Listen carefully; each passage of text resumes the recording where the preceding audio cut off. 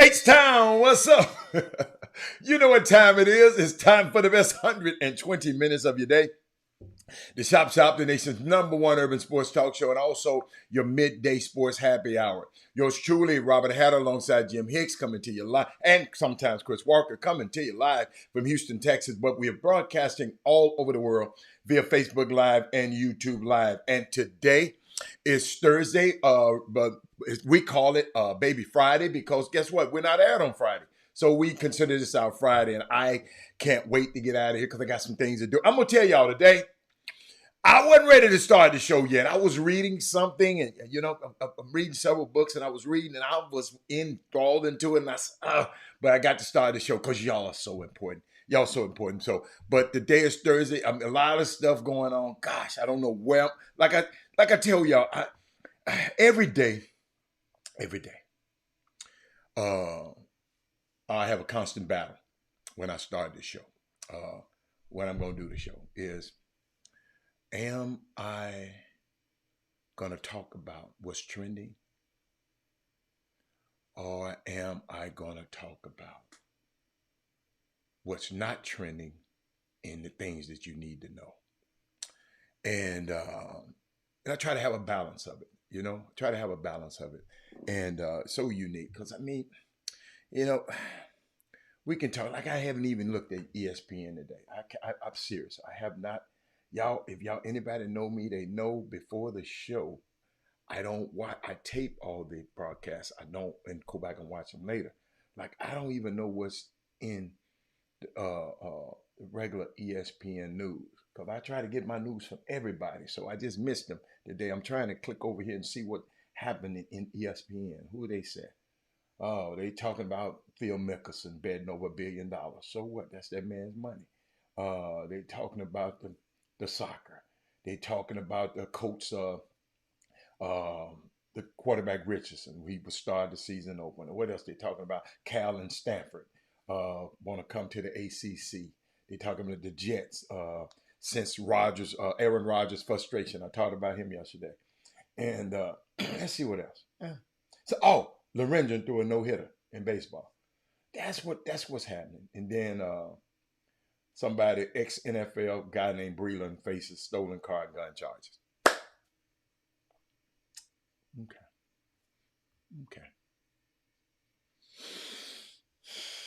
Okay. But let me look at it. Now y'all see why. Maybe y'all see why I didn't read it. I ain't missed nothing.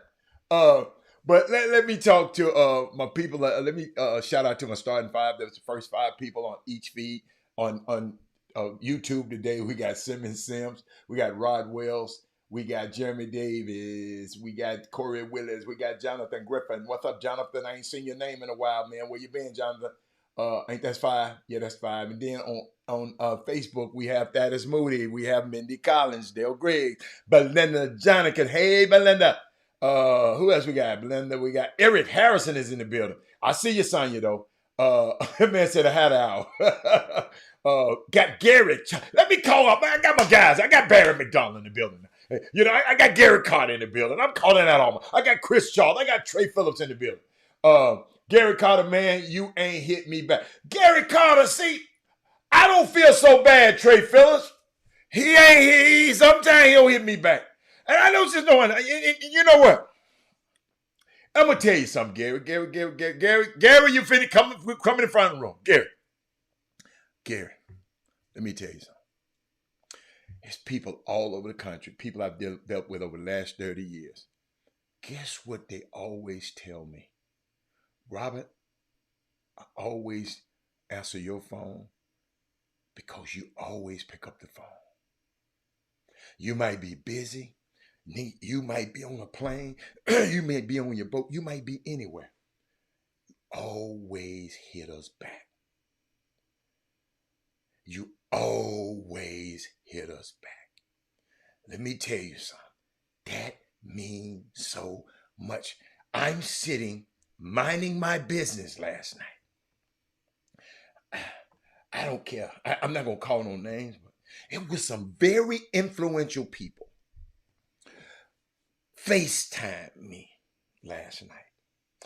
If you know anything about me, I don't FaceTime. But this person they saw at the at a hotel in the restaurant or whatever, they were talking, and the person said, "Well, where y'all from?" They said, "We used to live in Houston." Well, if you live in Houston, I know you. I know you know Robert Hatter. These two of my best friends that these people talking to, right? Now, these best friends of mine, they happen to be high-profile people. I'm not gonna call their name, but the person FaceTiming, I never answer FaceTime, especially I was driving. And I messed around and picked up their phone. And I'm sitting there saying, what the hell are all of you rich ass people somewhere where calling me and worry about me? I mean, for real. I promise y'all, it's not an ego. I was just sitting there. I ain't finna call them and FaceTime them. I'm serious, y'all. That was so fun. I called my partner this morning. I said, man, what the hell was y'all? How did that happen? Then he told me. He said, man, somebody come in there talking about they knew you and all that. So we had to say we knew you. I said, okay. But guess what? Who does that? Don't none of y'all do that kind of mess, okay? Don't FaceTime. All right. Let's see. Keith Liggins is in the building. Keith, congratulations, Keith. Congratulations. I don't know if y'all know Keith Liggins is. He used to train Sean Marion when he was at when I don't know how long he trained him, but I know when he won the championship with Dallas, he was there with him. And shout out to Keith. Keith, Sean Marion is going to go into the Ring of Honor, and at Phoenix. The new owner said, hold up, it's time. Sean Marion and Amari Stoudemire is going to go into the Ring of Honor in the net. So congratulations. One of your clients is in the Ring of Honor. Hey, look at, hold up. See, Thaddeus Moody. Everybody don't know that Thaddeus Moody. That seems to happen regular. Thank you.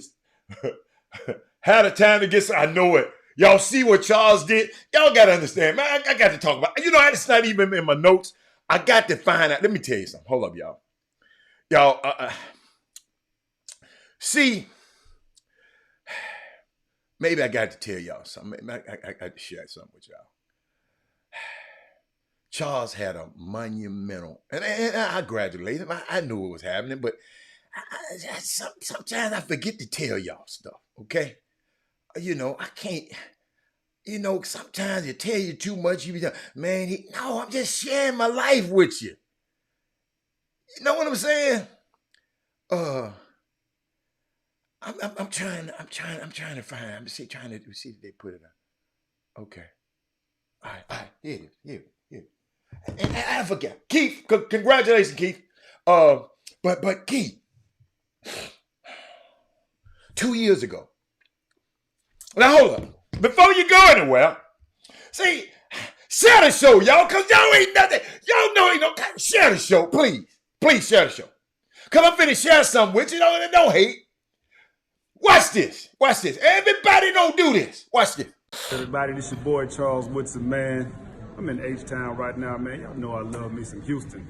But I just have to tell y'all, man, that my midday sports happy hour is the Chop Shop with my boy Robert Hatter and Jim Hicks. I think y'all call them Ray and Claude. Well, if you do, I'll put the sheets on you. You know how they do it, man. Hey, y'all have a good day, man. I love you. That come from a guy who been around us and watched the show. That ain't nobody we had to go pay. That man talked about Ray and Claude. That mean he done watch the show. But hold on. That's like my little brother. That's why I never forget this, y'all. I never forget this. Somebody gonna call me. I gotta tell this story. Somebody gonna tell me, man, no. Somebody had an event out of town. So I didn't go to the event. You know why? Because I wasn't formally invited. Listen to me. I ain't showing up. No damn well. Share the show. And that is Moody. People ain't answering the phone, and I got to wait outside. Y'all, I got this phobia. I don't like to stand in lines. I got a phobia. It ain't that I think I'm too good. I just don't like it. I don't like it. In amusement parks, if I don't have a VIP pass to go through the back, I'm not going. Nothing against nobody else. I just don't like to wait in lines. I don't like to. I'm sorry. I'm sorry. I just don't like to wait. Some of y'all like that too. I just don't. If I can't just walk in front of all them people, I'm not standing my ass in that line. I'll go home. So the dude had a big event, and I didn't come. He calls me and said, y'all check this out.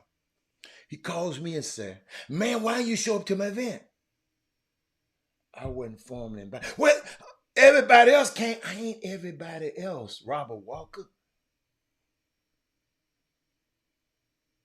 Robert Walker, if I ever want you to come to my event, you see I invite y'all onto the Chop Shop. You see I just say share the show. I'm inviting y'all. I invite y'all to Cleopatra's. I invite y'all to Mimi's, a cafe and oyster bar. I invite y'all. I know those people gonna take care of y'all. You follow me? So y'all need to share this show because the people gonna need this today. So the dude didn't, he mad at me. Dude, you didn't give me a proper invitation. I don't know what hotel to stay at. I don't know. I got to, if I'm going out of town, I got to know. I know how, I gave events before. I know how events get busy and people don't answer their phone. Then he would have had a problem out of me. I'd rather me have a problem with him have a problem with me than me have a problem with him. You follow me? So guess what I did? I just didn't go. But the reason I bring that up, because Charles Woodson Tylaw and Orlando Pace sent me a Federal Express box with credentials and everything to come to the Hall of Fame game. Everybody, how many people on here been invited to the Hall of Fame before? These three guys sent me in 3 different occasions a FedEx box with all the information, what I need to do, ticket, hotel, everything I need. So I'm used to excellence. So you think I'm gonna let a little event operator invite me to a city and don't give me no information? Y'all, come on, man. Y'all, come on. When y'all invite, if I ever vary, if I like one of my partners the other day when I invited y'all to the Putt Shack. He don't know me that good. Herb. Thank you, Herb. Herb, you know I'm gonna let you know when I get off the show who it was. But to the Putt Shack, and he kept wearing. He said, "What do I do? What do I do when I get there?" Let me tell you something, man. If I tell you a duck can pull a truck, hook that duck up to the truck. I'm not going to tell you he was wearing it because maybe he used to people. You know, some people ain't used to when a man said, man, your name is on the list.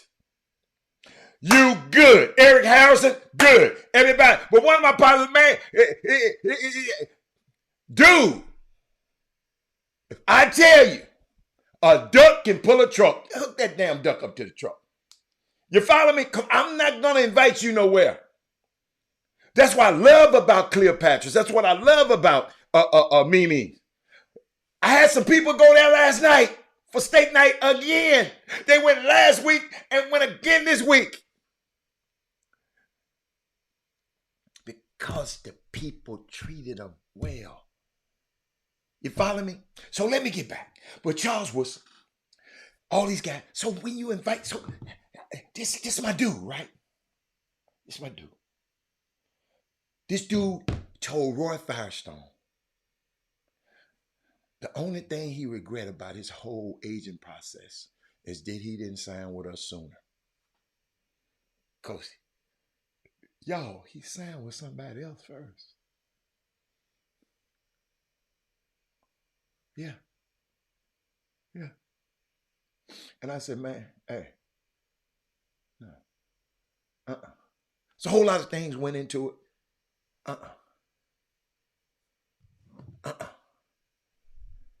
It's where you need to be.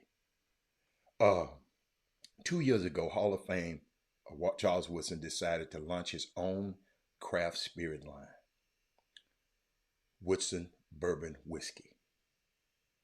Today, it becomes the official bourbon of the Las Vegas Raiders. It's the first time that an NFL player's company will be the official spirit sponsor for an NFL franchise.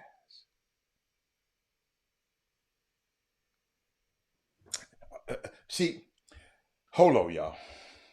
I know that might not be y'all friend, but that's like my little brother. We got to clap for that. See, I ain't got that. Look what Keith know. Keith know. Keith know. But let me repeat to y'all now. Let me repeat to y'all this now. 2 years ago, Hall of Famer Charles Woodson decided to launch his own craft spirit line, Woodson Bourbon Whiskey. Today, it becomes the official bourbon of the Raiders, of the Las Vegas Raiders. That's going to be where the Super Bowl is this year, y'all. Don't y'all know what? Oh, I'm going to leave that alone. It's the first time that an NFL player's company will be the official spirit sponsor for an NFL franchise. Y'all, did I tell you some of y'all knew? When Charles was in the Hall of Fame, when he went into Hall of Fame, Ty Law, all of us came down. Ty Law and Lando Pace came. Ty Law had invested in this vodka company called Level One, something like that, vodka company. So that weekend for the the Hall of Fame game, Hall of Fame week, every hotel, every bar, they pushed everybody else's liquor to the back. Had Charles Woodson's wine, Charles Woodson, Ty Law's vodka in the front. Every restaurant. Because why? The town of Kent is a gold jacket town. So they take care of the gold jackets. Gold jacket mean the gold jacket that the Hall of Famers have on, that they put on. So we parlayed it that day. Let me tell you something. They respect They say if a gold jacket is doing Ciroc and all of them vodkas, y'all go to the back. In the front, you had level one vodka everywhere. In the front of the wines, you had at every restaurant in that town. Canton not that big now. Even at the Hall of Fame ceremonies, Woodson wine, level one vodka. It was in the receptions all over the place. It was unbelievable. So these account, this the kind. See, he just like y'all. Share the show. But at least he shared the show. We got we got 6 thumbs up on the YouTube right now. And I am talking about history that a lot of people and got some more history. I'm going to tell you why I'm talking about history. Share it with your friends. Text, tag, tell somebody. Let me show you about history. Charles Woodson is one of one. What you mean, Robert? He's the only defensive player ever to win the Heisman Trophy. Ain't but one defensive player ever did it. It was him. One of one. One of one. Super Bowl champion. Hall of Famer. Everything. That's who we talking about, right? This sports. Share the show. And now this young man made history again. Come on, y'all. Made history again. This ain't no guy that we just dreaming about. This guy right here. Everybody, this your boy Charles Woodson, man. I'm in H-Town right now, man. Y'all know I love me some Houston. But I just had to tell y'all, man, that my midday sports happy hour is the Chop Shop with my boy Robert Hatter and Jim Hicks. I think y'all call them Ray and Claude. Well, if you do, I'll put the sheets on you. You know how they do it, man. Hey. His favorite show, just like y'all's, is the Chop Shop. One of these days, y'all get it. Y'all get it. One of these days, y'all get it. But anybody with a pressing topic they want to talk about, it's the end of the week. Anybody, we have the legendary Ronnie Arrow. Ronnie Arrow, how you doing in the Chop Shop? This Charles Woodson, I don't know if he watching today, but he watched the Chop Shop just like y'all. But if anybody got something, you want to type it in. If anybody want to call in and have something to say, let me know.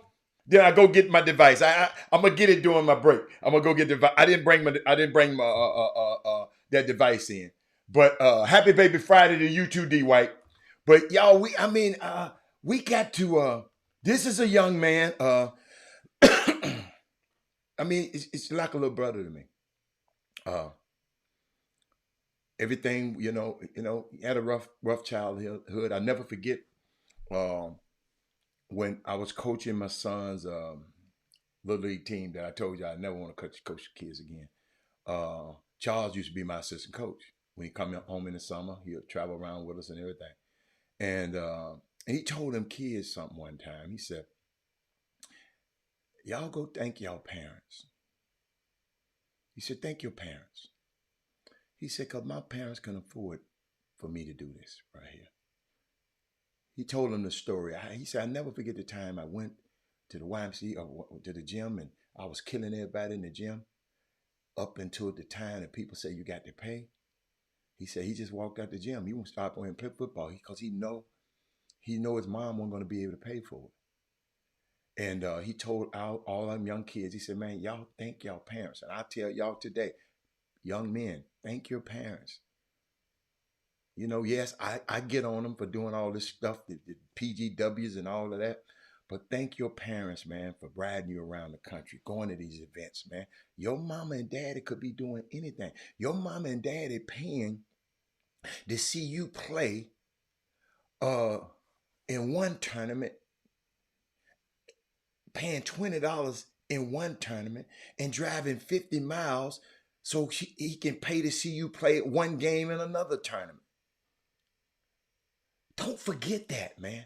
I'm mad at your parents for doing it because I don't think they should have done it. But the things that these people prey on what you'll do for your kids. The toy stores, they prey on you for what you do for your kids. Amazon prey on what you do for your kids. I think I'm the only person who's never ordered from Amazon in my life. Me directly, but I have people order for me to get some if I need some for my son, my grandson, like that.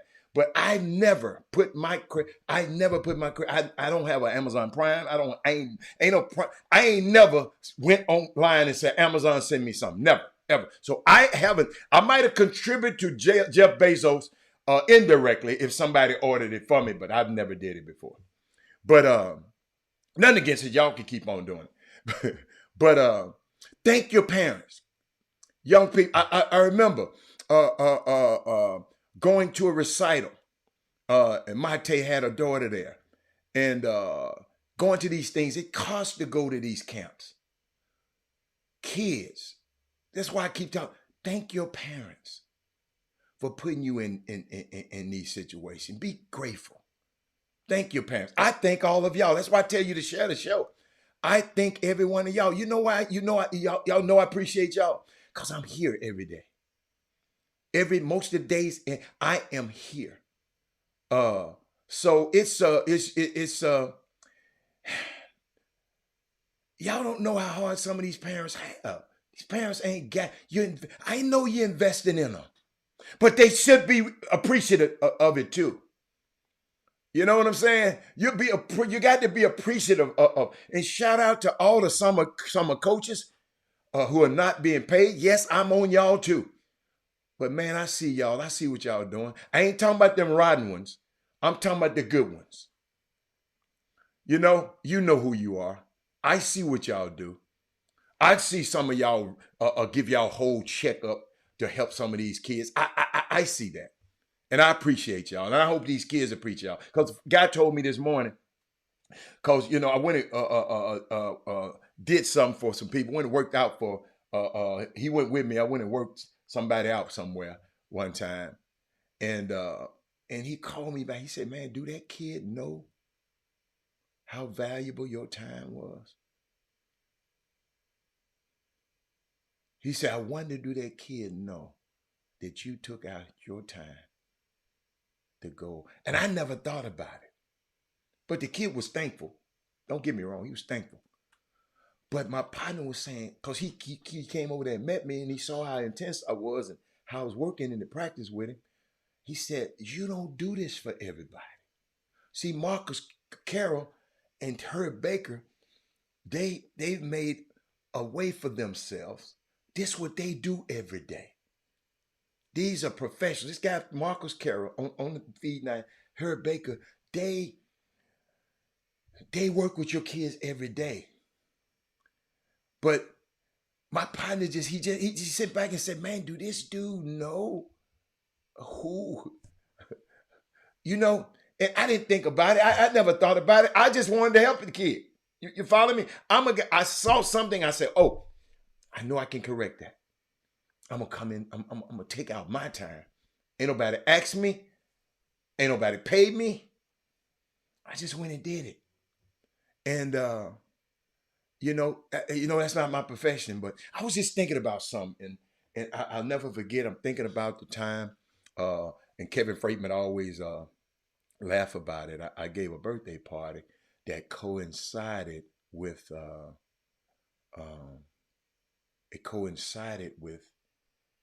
with the time that we bring all our clients to town and have a meeting. So guess what?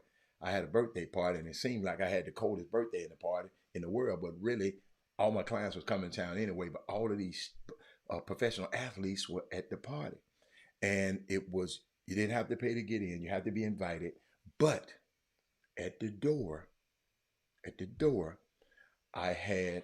you had to sign a waiver that I wouldn't be responsible for. My company wouldn't be responsible for anything that happened in this party. No, women, if your purses get snatched, I said snatched. If some come up missing, I'm not responsible. So people had to stand in line, to sign this waiver to get in. And the reason I did that is because I gave a pool party the year before, and they gave big pool party, big place at West Side Tennis Center, And it was so much going on. So I did the next morning.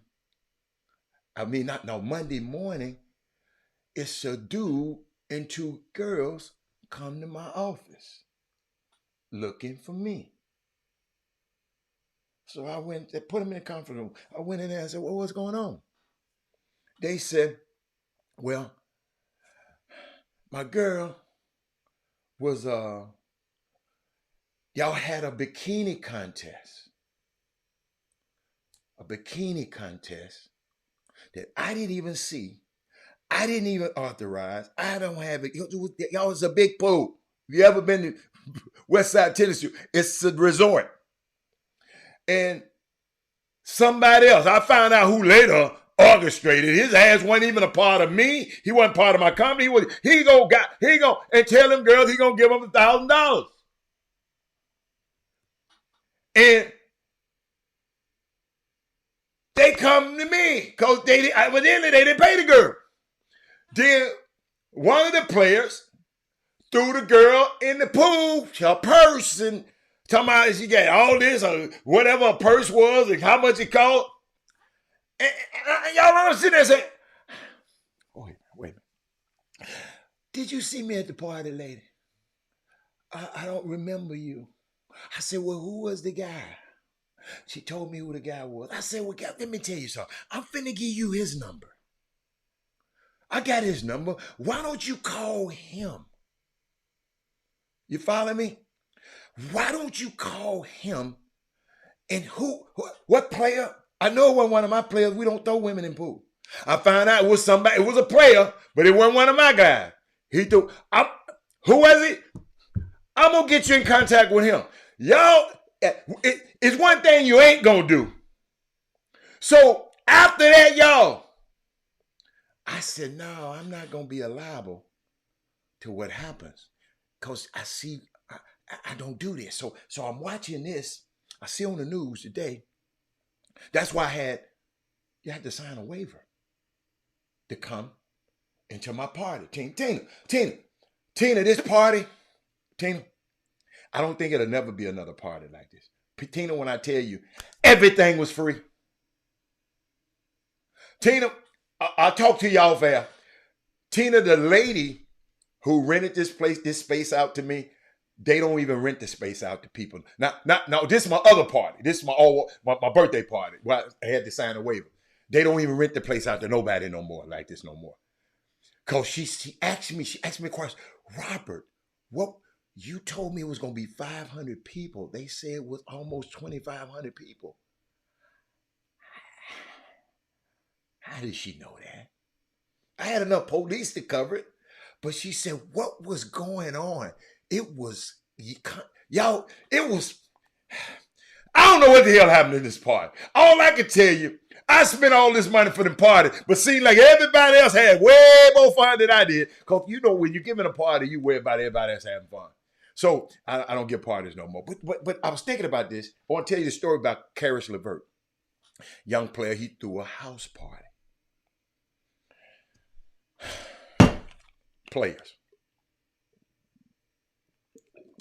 Players, athletes.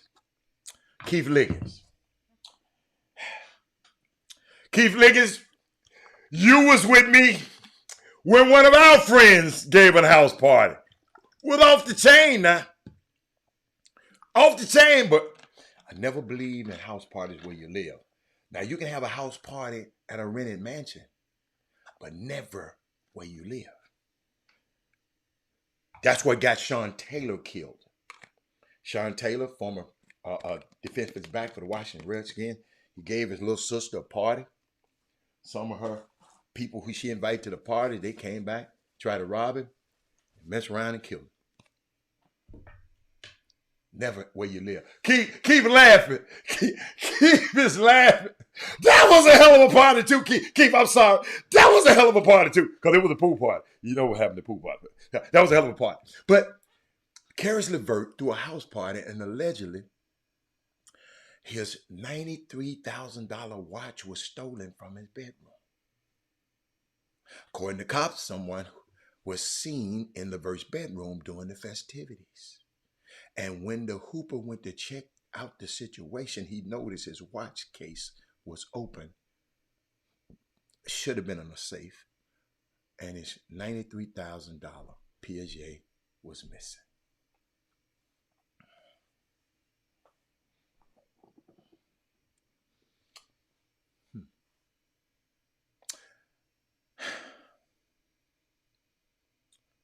It's all right to have parties. Keith, stop it. Keith, stop it. Young fellas, Karis LeVert, I don't know who your representation is. I don't know who you are. Y'all, this why having real people around you, man, don't be that lazy, man. I know you want to show off your house to your girls. You ain't like Mike Rubin. Mike Rubin mansion is on the water. Probably got security everywhere. And the people he invited to his house, every one of them can probably afford a $93,000 watch, so they wouldn't have to steal yours. So Karis LeVert, young man, and any young man, no, he lost in a what? He lost that in a. Stop it, man! Stop it, Doug. But some of our kids don't know, and it's up to guys like us to talk to them about it. You know what I'm saying? It's got, see, I'm telling y'all, a lot of these guys are represented by a lot of just group ass dudes now. Well, whatever you say, and you can't make the guys do nothing, right? You can't make them do nothing. You just got to groom them. So always remember, an agent is just a contract advisor. They give advice. Yes, it can be insurance. He can lost it, but he didn't have to say it. That I mean, I don't think he lost it in a dice game. Somebody could have went in there and stole it. Somebody could have.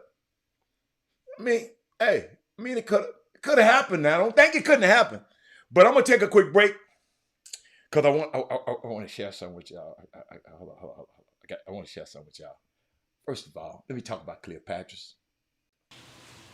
Okay. Bourbons, and tequilas. So they're cigars that go with every drink. His job of being an aficionado is equivalent to being a sommelier, a wine expert. And so a lot of people come over here and they order food from next door, which is we're a Cajun Creole restaurant, and he'll match up a stick with it. We're just providing a place for people to come and socialize in a rich environment. And we're in a growing area, and we think it's time for this area to have something like this.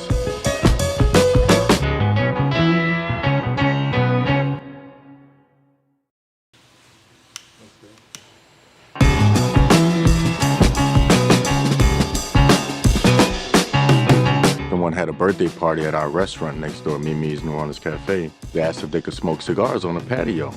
Told them yes, and they stayed a little late, and they said, we don't have anything like this in this area. So we decided to pray on it, and collectively we decided. I'm back. I had to go get my device. So if anybody want to call in, Doug Smith, anybody want to call in, you got a pressing topic that you want to talk about. I had a unique conversation yesterday about high school basketball. And I put a mandate out yesterday, Keith, because a lot of people have been hearing parents saying, man, the people in Houston don't give my son no love. So guess what I did, Keith? And I don't know this ever been done before. I said, here's my email address. My email address, chopshophtx@gmail.com. You text me. Send me an email and tell me, what do you want people to say about your son? And I'm going to talk about it on the show.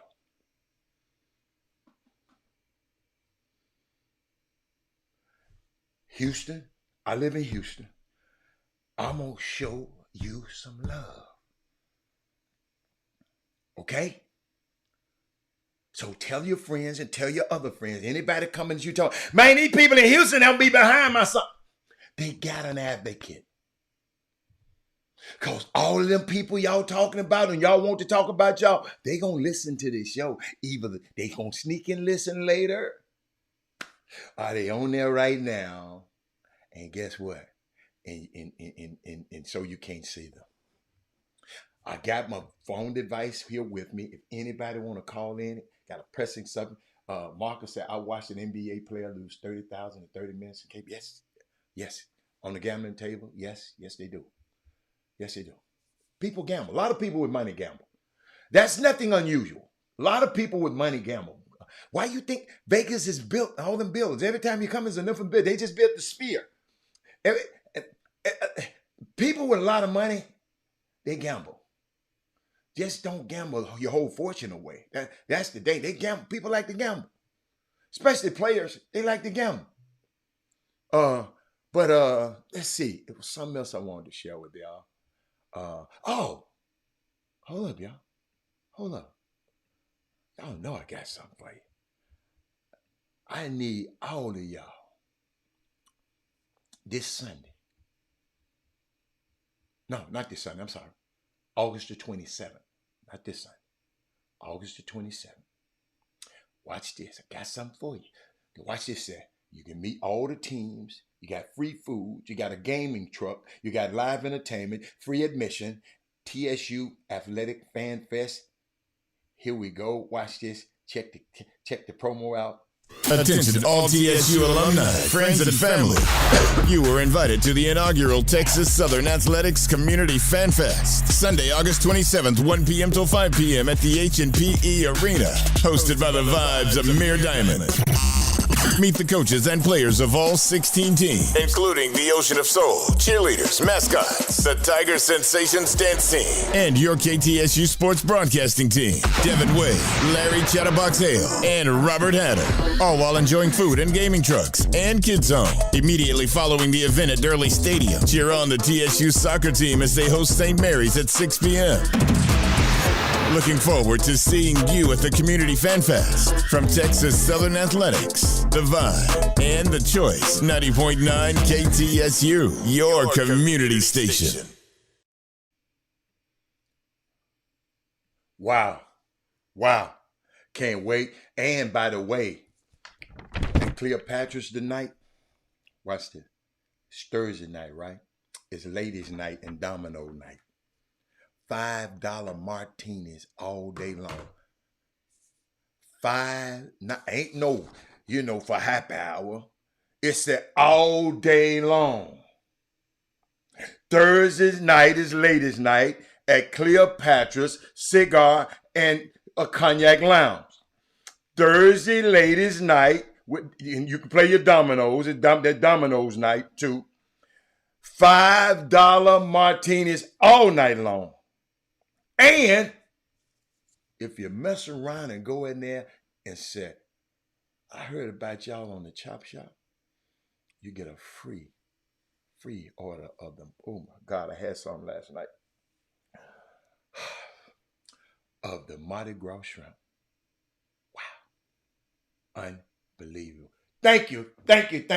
Hit the thumbs up button. Hit the like button. Hit every button you can. Did y'all hear that? Okay, I got that out of the way. Hey, y'all, I saw some. I want to share with y'all.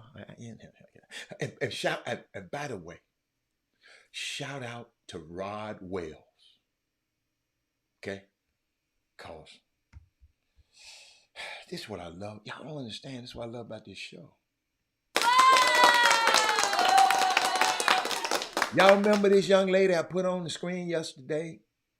And she gave it to this new sorry-ass superintendent that Abbott and them to send down here and disrupt the Houston school district and put the library, take the libraries out of the school, so that means the librarian don't have a job.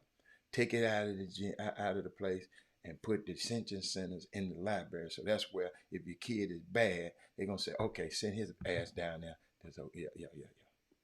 Send him to the used to be library. I wonder if they're gonna give him a book while they're there. And she got on him. Her name Lauren Ashley.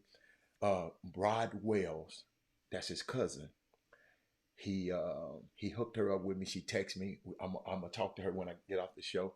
And thank you so much. See, I just wanted to meet her, bro. I love for her to come on the show, but if she can't, if she don't want to, it's okay. But her passion, she a woman that rocks to me, and I just like to be it. And in case you didn't see it yesterday, I got something for you.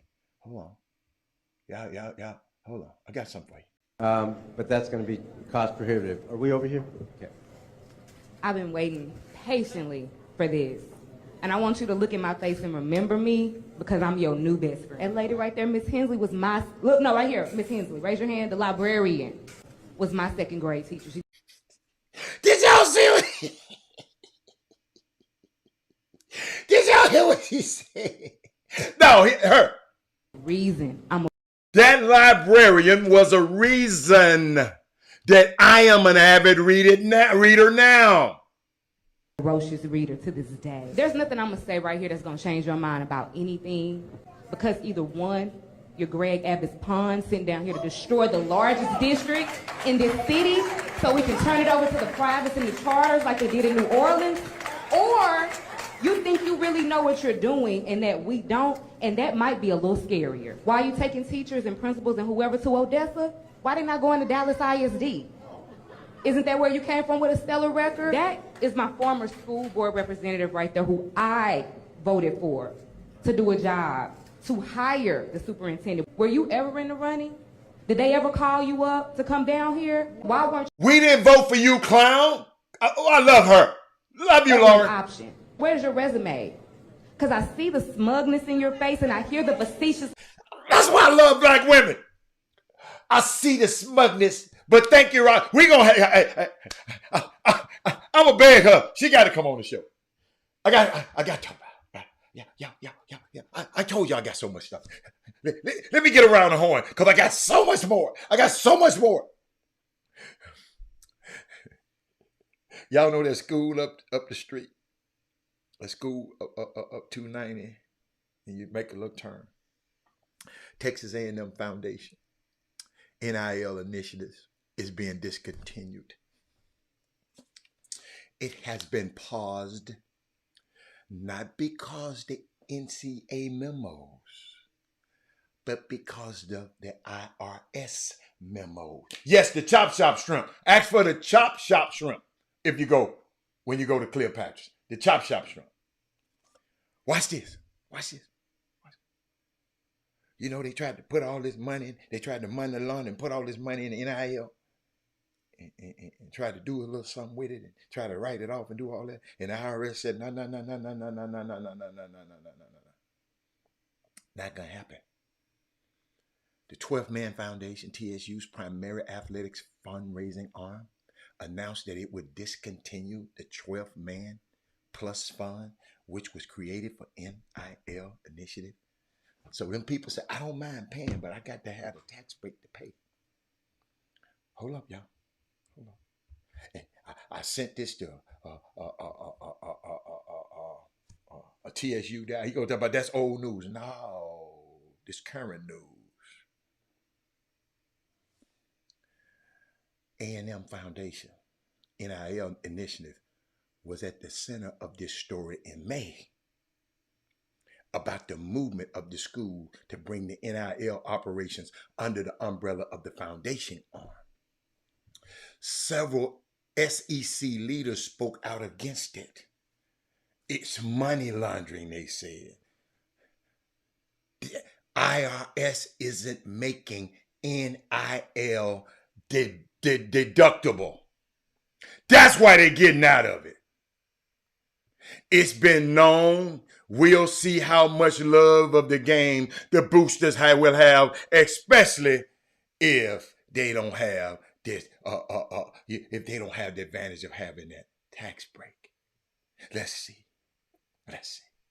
I just had to tell y'all about that the university up the road that's in the SEC, the economic slave concerns. Laura Ashley was excited to come to the Chop Shop. She will get with you after the show with the date and time, sir. I love Laura. Tell Laura, Laura, you my new best friend.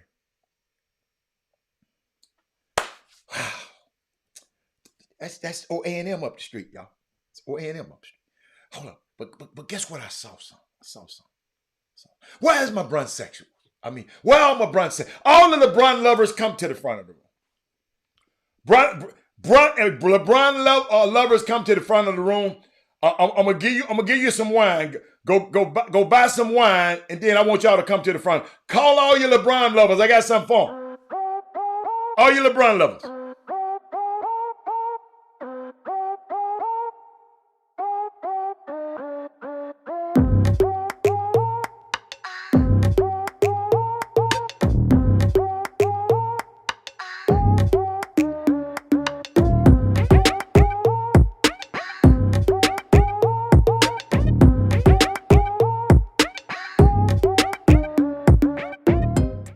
I saw something. Y'all know my affinity for Stephen Curry.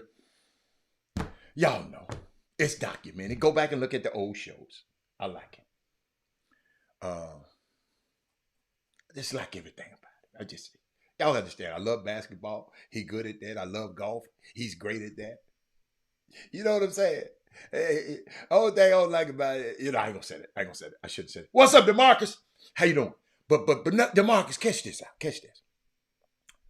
And Herb, y'all can look it up. Well, what Kevin Freeman? Somebody can look it up. But they told me, since 2015, there's 27 NBA games that have drawn over 14 million viewers. I'm going to repeat that. Okay. Since 2015. Share the show. Marcus, you're going to be the smartest person in the barbershop this weekend. Since 2015, Marcus, 27 NBA games have drawn over 14 million viewers. All right? Steph Curry played in all 27 of them.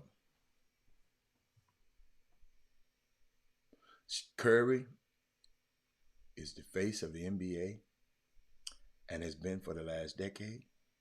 I love LeBron, but Curry has been carrying a league that doesn't even care or want to promote him as the game's best. Y'all know y'all don't think he the best. Some people come, y'all say Kyrie hit that shot over him. Robert, he ain't this, and Robert, he ain't that. Robert, you see what? Y'all don't know how much I've been through. See, y'all, I liked him when he was getting hurt. I liked him when he was in college because I know his dad. You follow me? But watch this. I'm going to repeat this.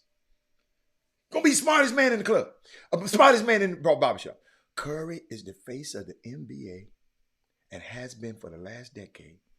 He has been carrying a league that doesn't even care or want to promote him as the game's best. He is the most watchable player since Michael Jordan. Watch as they told it, y'all watch it. They saying watch as the ratings go down whenever he retired.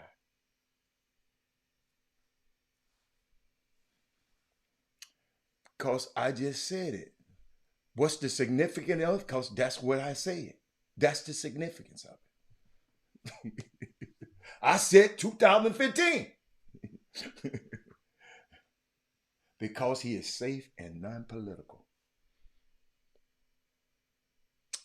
Oh, that's why he's popular? Y'all look at these comments. Kevin, man, I ain't messing that name up. But it's unique. Khabib.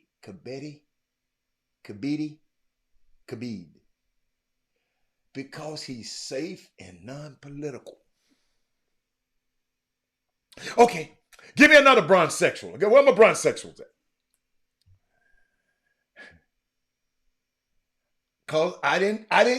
Because in my analogy, I didn't put 2014. You get your analogy, Barnes. You come up with your story, Barnes, and use 2014. In my story, I used 2015.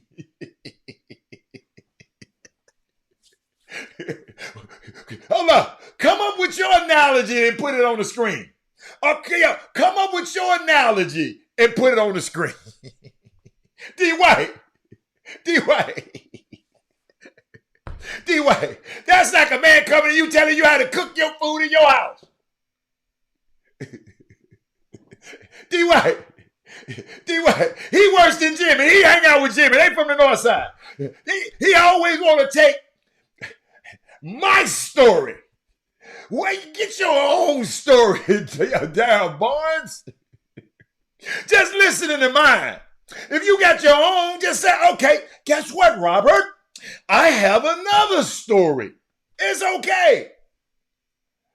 He is more likable than LeBron. No, I don't think LeBron. Man, I love LeBron. LeBron make me love him.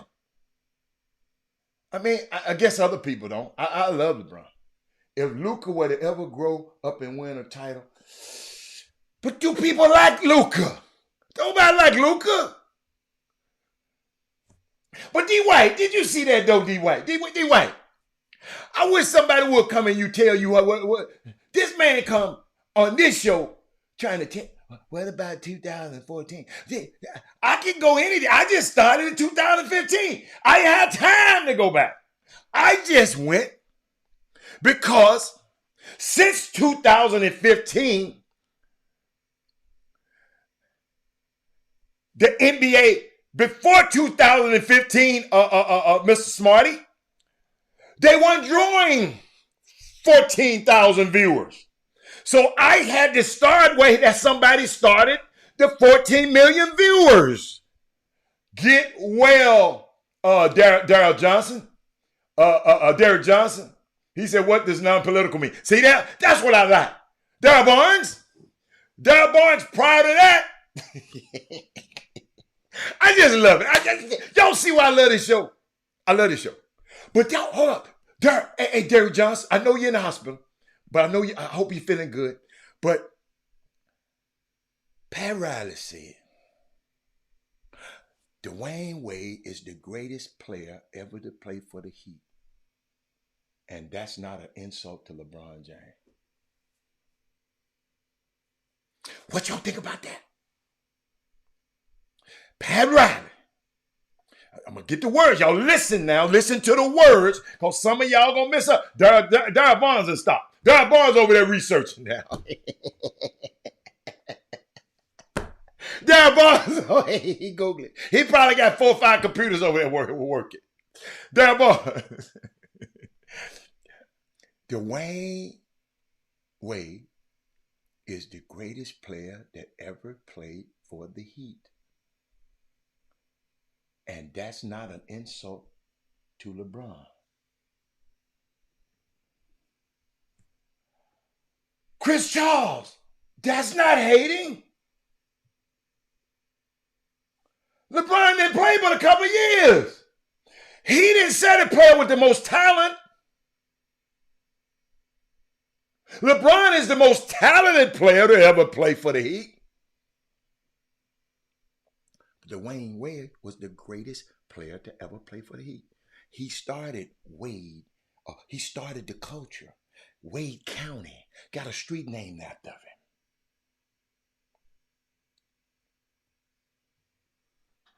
You follow me? Keep on Googling over there, Darryl Barnes.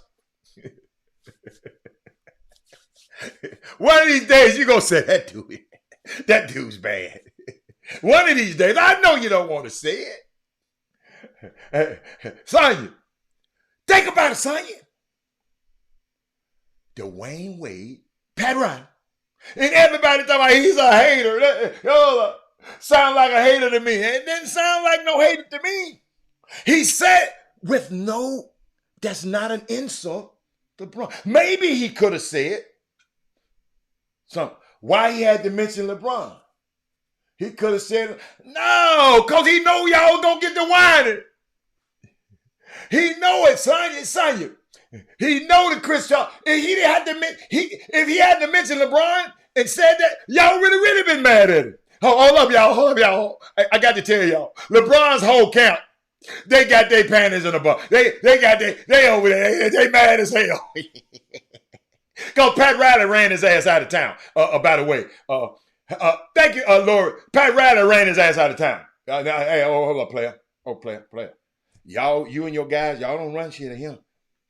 You can take that back to Cleveland. This D-Wade. This Wade County. Think about it, y'all. D-Wade didn't come up to Cleveland. Chris Charles. He didn't come to Cleveland. LeBron said, I was going. I'm taking my talents to South Beach. And y'all know I love LeBron. I'm messing with Chris Charles right now. Talk about why he didn't mention LeBron. He could have mentioned Lonzo Mourning. He mentioned Lonzo Mourning. He mentioned LeBron James. Y'all know I love this show. Anybody want to call in? I'll put the number down there if anybody want to call in and talk about this. But I love LeBron. Daryl Barnes, I'm waiting on you, Daryl Barnes. You know I'm waiting on you. You know I got something to come back at you with, Daryl, you know I keep something in the clip. Daryl, I keep one in the clip. That's why people be mad at me. Don't like me because I keep it in the clip. The bubble championship hurt his heart. Oh. So you think, I got a question. Kevin Durant played for the Golden State Warriors, right? Won 2 championships with them. Did that make him the best player in Golden State Warrior history?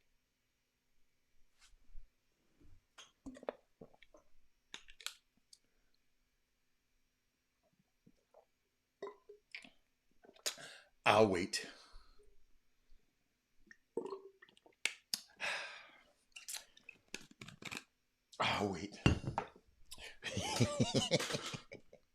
Boy, I love this. He might be the most talented player in Golden State history. But is he the greatest?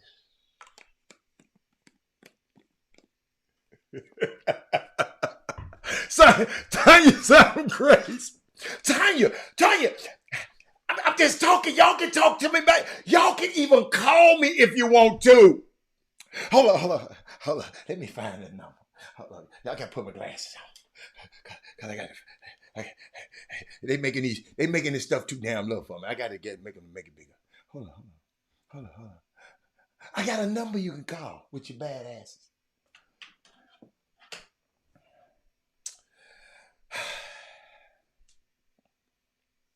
That man said this man rescued Stephen Curry's level with the 2 KD guy. KD ass ain't been back since. KD ain't been back since. But Tina, I saw you. Tanya said if I saw you, little young fella. I saw him. I like that. But Daddy Moody said, what the hell is he talking about? That what that mean, Kevin Keebay? Kevin Keebay, I'm glad you're here, man. I love it. Curry is more likable by the average NBA fans, where LeBron is the villain. Okay. I take that. Did anybody want to come? You know what? Somebody said, man, how are they scared to call in on you? Y'all, I ain't gonna act right. I'm gonna act nice. But you got to come with something now, because you know I got one in the clip right now. And Darrell Anderson ain't said, Darrell Barnes ain't said another word, man. Steph. Hey, I didn't mean to start nothing. I just said, I'm trying to find another example. I'm just trying to find one. Man said, where catch you glue? See that is Moody messy, man. Hey, man, it was my boy Dad's birthday yesterday, man. Dad, your birthday is every day, man, with me, Doc. You a real one. You take care of my people. When my people come, anybody go to Chicago, Dad Moody got it. But, y'all, this is fun. This is fun. So I guess y'all, okay, y'all don't want to say nothing. I hate to bring up stuff y'all be scared to talk about. Robert, stop it. You know what? I do want to tell you, I did, and I meant to say it yesterday. Okay, Miss Belinda. Oh, man. Nope, he just won 2 championships. Curry will be revealed. Yeah. Check this out. Rest in peace, y'all. And I meant to tell y'all about this Monday. Y'all got to understand when the show goes on. But I really want to tell you, rest in peace about power to Professor Charles Ogletree. Okay, look that name up. Professor Charles Ogletree. A civil rights giant who's passing over the weekend. The news of his passing devastated so many in our community. He have a beautiful family. He has done amazing work. The civil rights community has suffered a great blow. He has done such a great job, in creating a pipeline of Black civil rights attorneys and civil rights attorneys for other communities all over the world. We know his work and his love of him will continue. He'll live on. He's amazing. I had a chance to meet him, look him up. He came to one about y'all got to understand company I used to work with called PSP, and then it turned into the Deal, DEAL LLC. And we used to bring all of our clients at one place. This time we were in the Bahamas. We bring them all during the summer. So what we tried to do is we had a retreat for 4 or 5 days. You remember when they came here for my birthday party. It wasn't my birthday party. All of them was in for a retreat. We had Mattress Mac meet them.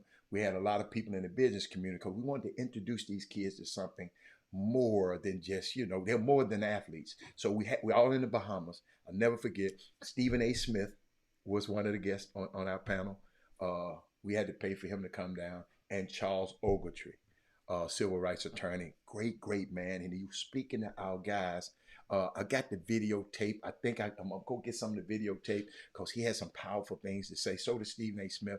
I got to go back in the archives and get it. It was a while back. But look him up, Charles Ogletree. Introduced him to your young kid, especially a young aspiring lawyer. Make sure he know who Charles Ogletree is. Okay? All right, got that out the way. Let me see what anybody said on here. Daddy's Moody. Okay, Key-Bay said Daddy Moody. KD won them 2 rings. That's why he was the MVP.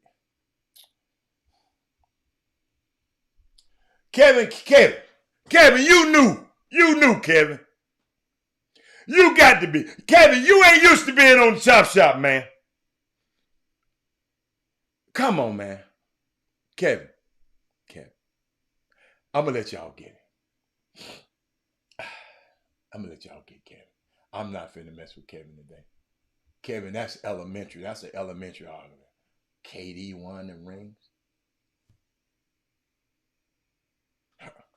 KD won them rings. Okay, Kevin. Okay.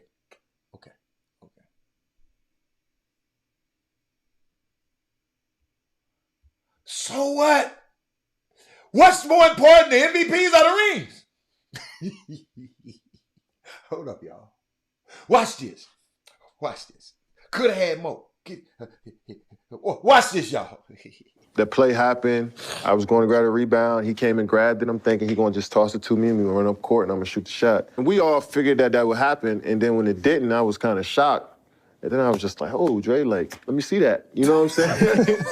What are you doing? What you doing? Then he turned it over. I'm like, I'm just so confused at that point because he never ever did nothing like that before. And everybody on the bench was confused too. And then we came back, then I just heard him screaming, and I was like, hold up. He usually screaming when he come back to the bench, but what is he saying? Then he started going off, and I'm just like, maybe it's because I was like pissed that he didn't give me the rock. Clay was pissed too. Clay If you was look at the pissed video, too. Clay pissed too. Like, throw one of us the rock. Yeah. You know you can't hit a house in the kitchen either. And for him to say that type of to me, it just threw me for a loop. I just started isolating myself after that because I didn't feel like nobody really talked about it. It was just swept under the rug. And to me, it's just like, we can move past it, but let's all talk about it because that's a huge moment in this whole dynasty.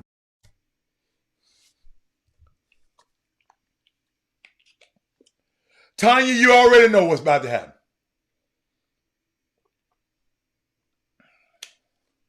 Key words in that video.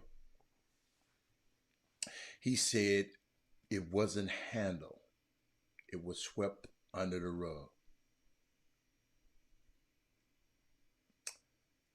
So I isolated myself.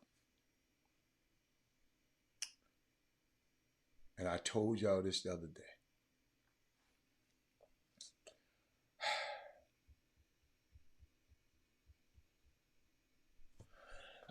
For a two-time champion, 2 times final MVP,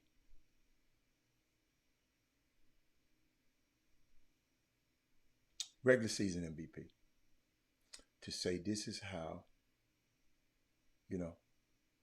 to say that, like I tell y'all, I keep thinking about Jordan Poole.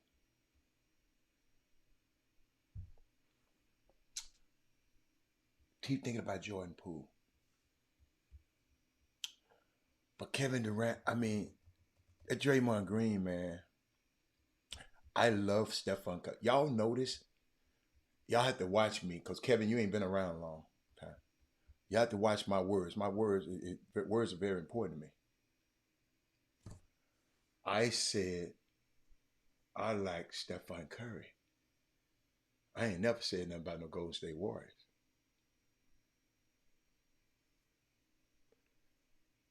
But I saw some things, y'all, and I'm going to share with y'all. I got some serious stuff I want to talk to y'all about.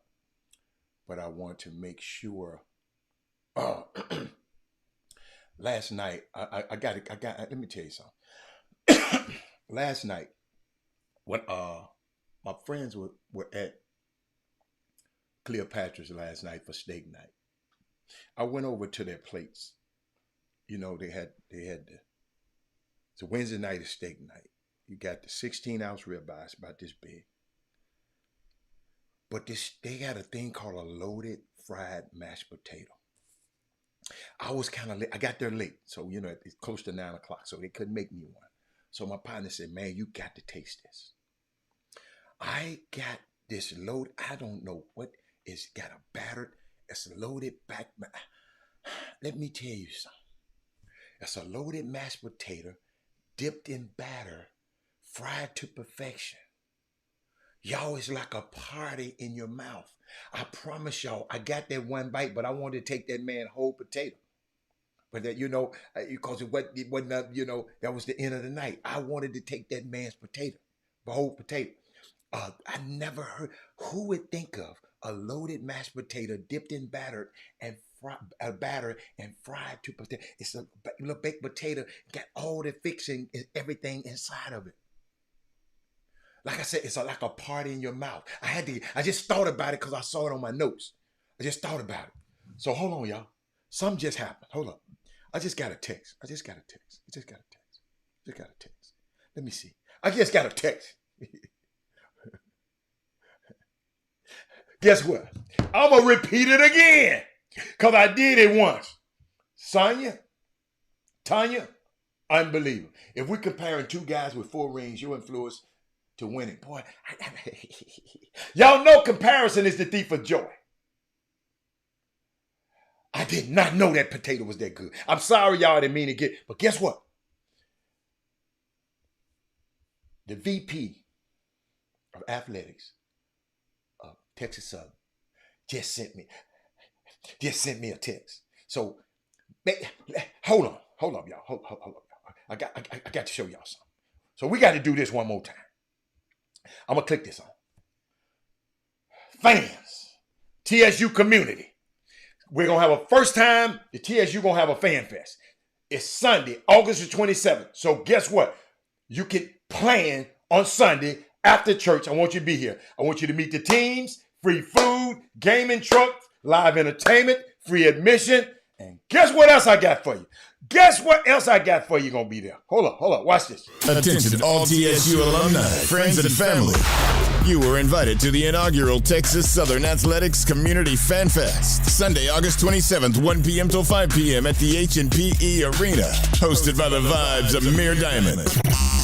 Meet the coaches and players of all 16 teams, including the Ocean of Soul, cheerleaders, mascots, the Tiger Sensations dance team, and your KTSU sports broadcasting team, Devin Way, Larry Chatterbox Hale, and Robert Hatter, all while enjoying food and gaming trucks and Kids Zone. Immediately following the event at Durley Stadium, cheer on the TSU soccer team as they host St. Mary's at 6 p.m. Looking forward to seeing you at the Community Fan Fest. From Texas Southern Athletics, The Vibe, and The Choice, 90.9 KTSU, your community station. We got to be there, y'all.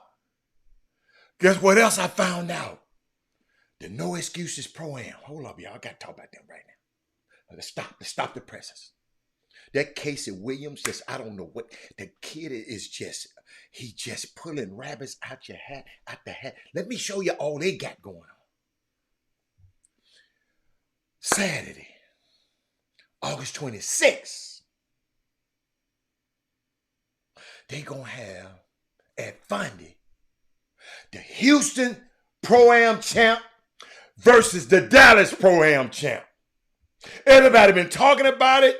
Everybody been wondering about it. Saturday, August 26th.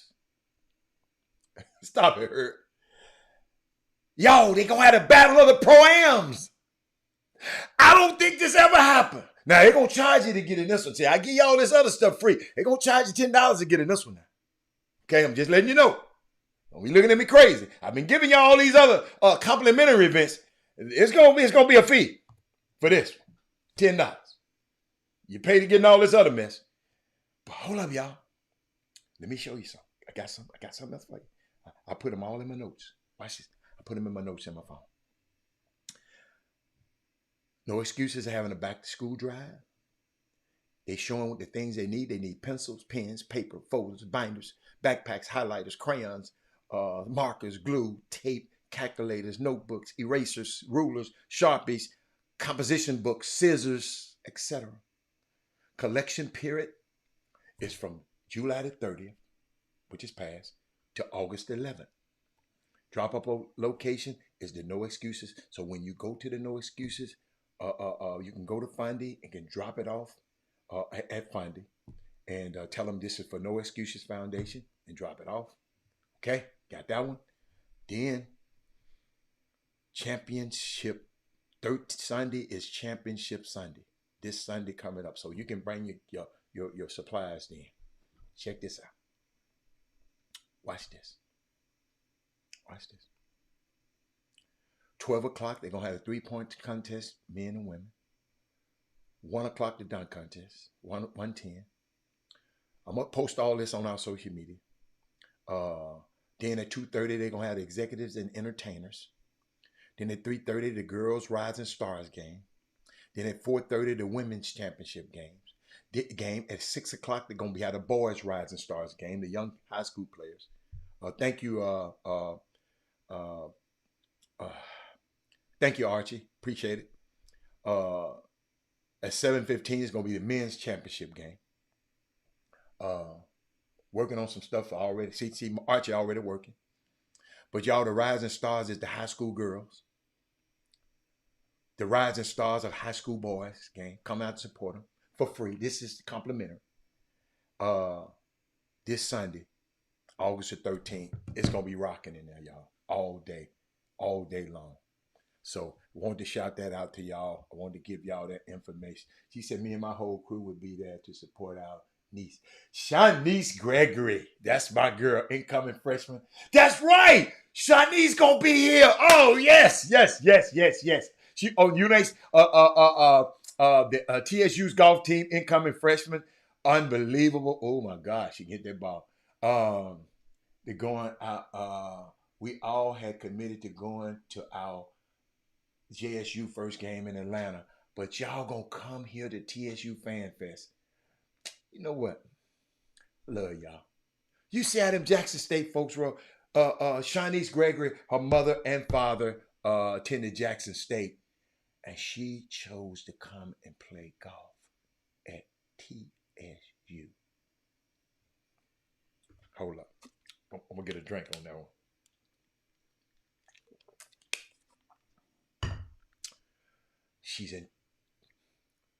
She's excited about the US TSU NASA program.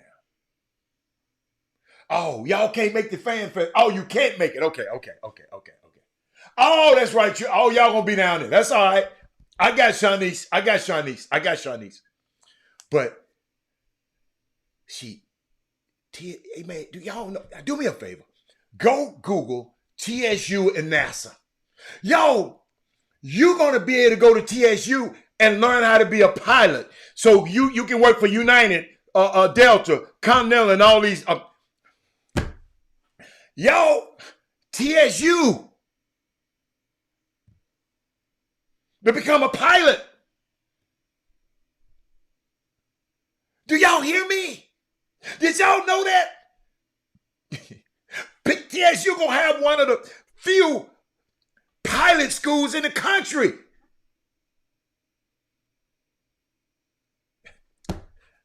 But y'all keep, that's just old HBCU. Okay. And you know what?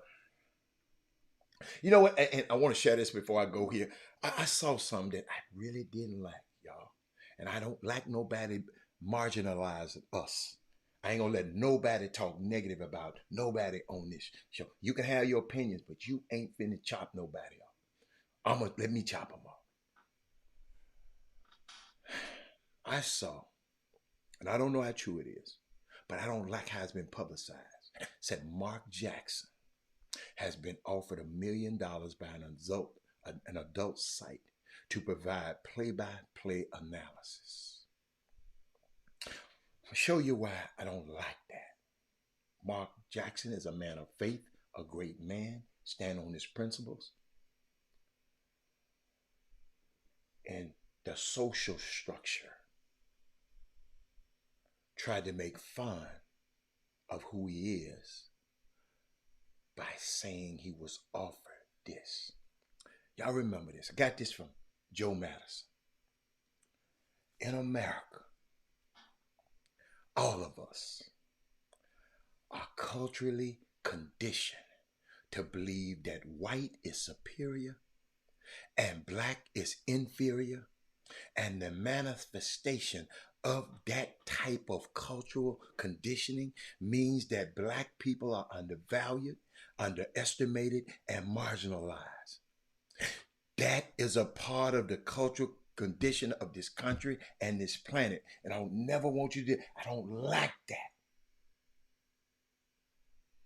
Mark Jackson ain't even thinking about that. They just doing that to sully his name. They playing with him. That's why I don't want nobody playing with us. Okay? I'm gonna show you something. Show y'all something. I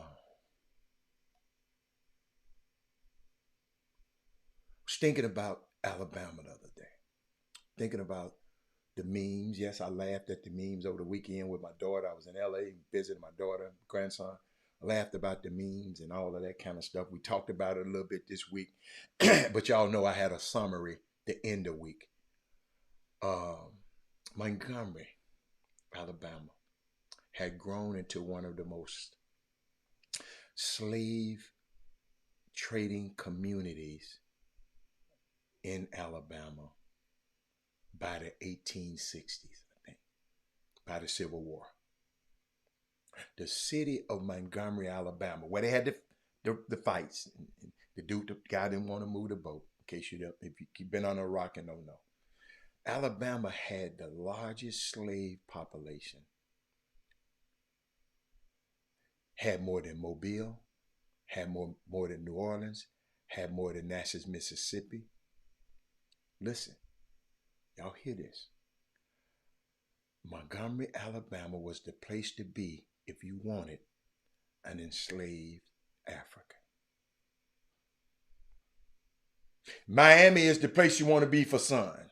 You know how they said in Houston you want to play if you want to get some. Montgomery, Alabama was the place to be if you wanted an enslaved African. It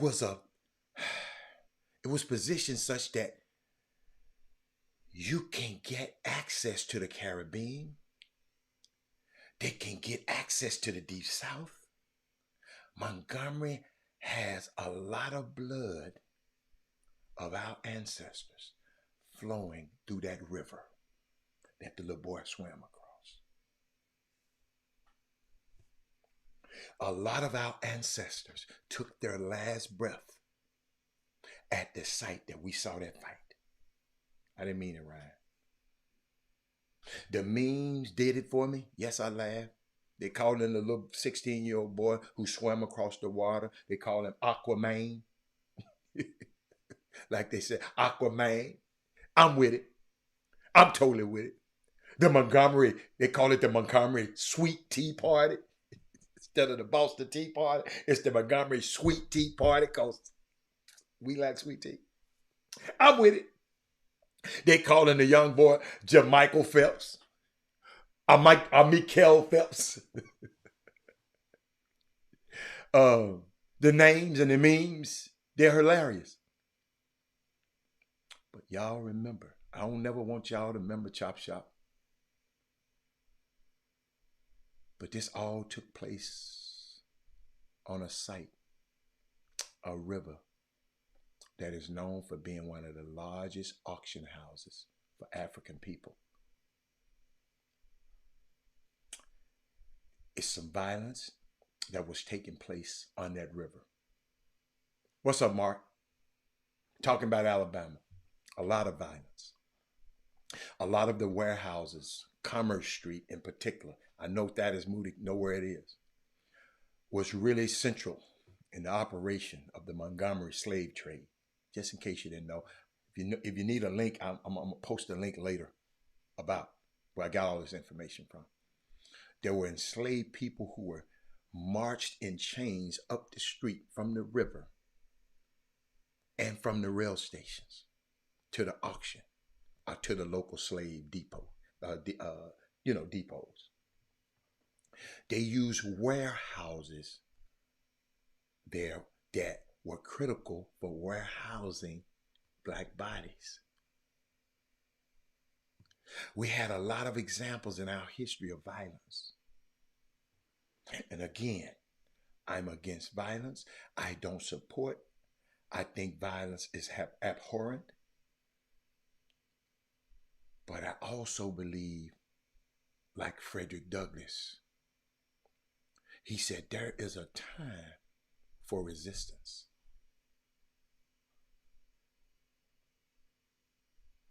Thank you, Bridget.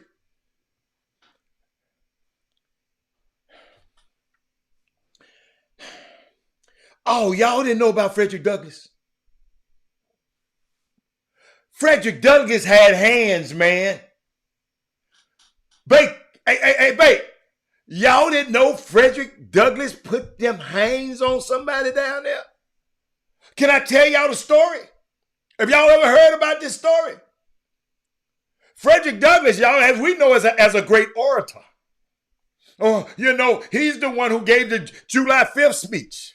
What is the slave? What is the 4th of July to the slave? He learned how to read early because the white woman who owned him wasn't used to owning black people, so she didn't know the rules about how she wasn't supposed to teach them how to read. Look at God.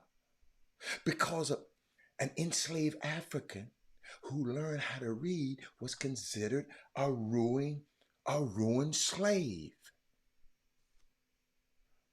Bridget, you were considered a bad slave if you learned to read, Bridget. Because reading introduced nations of freedom. You could write a freedom pass. You were dangerous if you knew how to read. You could be killed for learning how to read. That's why they want to take the books. They want to take the library out.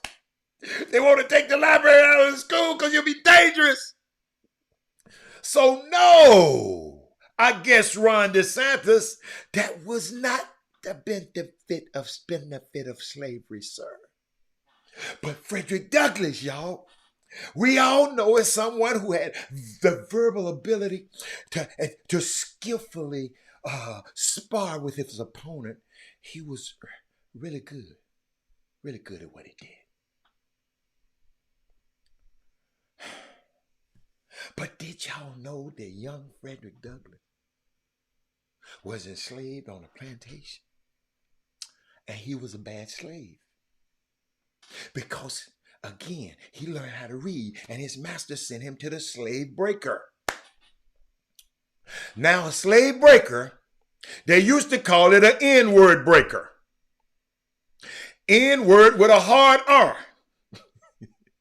The N-word breakers were basically responsible for beating out any sense of resistance that you had.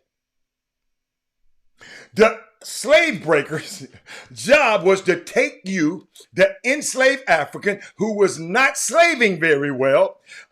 You were a bad slave, and they would basically beat you so hard, work you so hard, break you, your physically body so hard, violate you so hard that it would break your spirit of resistance in you. And then they would return you to your master, and then you would be considered a good slave, because then you would be broken. And all of the things you were told to do, you would do, Tanya. Frederick Douglass was sent to a slave breaker. His name was Mr. Covey, C-O-B-E. Frederick Douglass was a young boy, about 16 years old. About the same year old that boy who swam across the river to enter the fight. The same age. But Frederick Douglass but when he was at the slave breaker, working from sunup to sundown, doing more extreme slavery that he was doing for the other white man who owned him, at a certain point he realized to this man, it's going to be me or you. You know how it come to it's going to be me or you. Covey whoops him down, beats him down. He basically goes back. Your homeboy, he left. Frederick Douglass, he basically left and goes back to his old master. He walked 7 miles to his old master. And he told the master, listen, man, you got to get me out of there, man. This man is trying to kill me. The master said, look, man, I rented you out to him, man, for a year. So technically, he owns you. So there's nothing I can do. You better make your own way back to that slave breaker because he owns you. He'll kill you. Again, black people could be rented out. Labor can be rented out. You can be rented out to the nearby white person. If that person that owns you needs a little extra cash, he can rent you out. So Frederick Douglass had to go 7 miles back to the slave breaker, and he's realizing on the way, it's going to be me or this dude when I get back. He gets back, and that was Covey, and they had a standoff. Covey comes at him again because he's accustomed to white privilege. In a white privilege mindset, you do whatever you want to black people. They don't get to resist, because if they do, they die when they resist. It's not that our ancestors didn't have hands. And to all of y'all are saying that old crap, we not our ancestors, stop that disrespectful stuff. Stop it. Because to me, it's an ancestral treason to its highest order to say you are not your ancestors, who fought their kidnappers, who learned to read at the risk of death, burned plantations, fought for those who tried to lynch them, and protect those who marched. Meanwhile, you're scary, but you scared to raise your voice to your boss when he disrespect you at work. Let me get back to the story at hand. Get sick of these folks.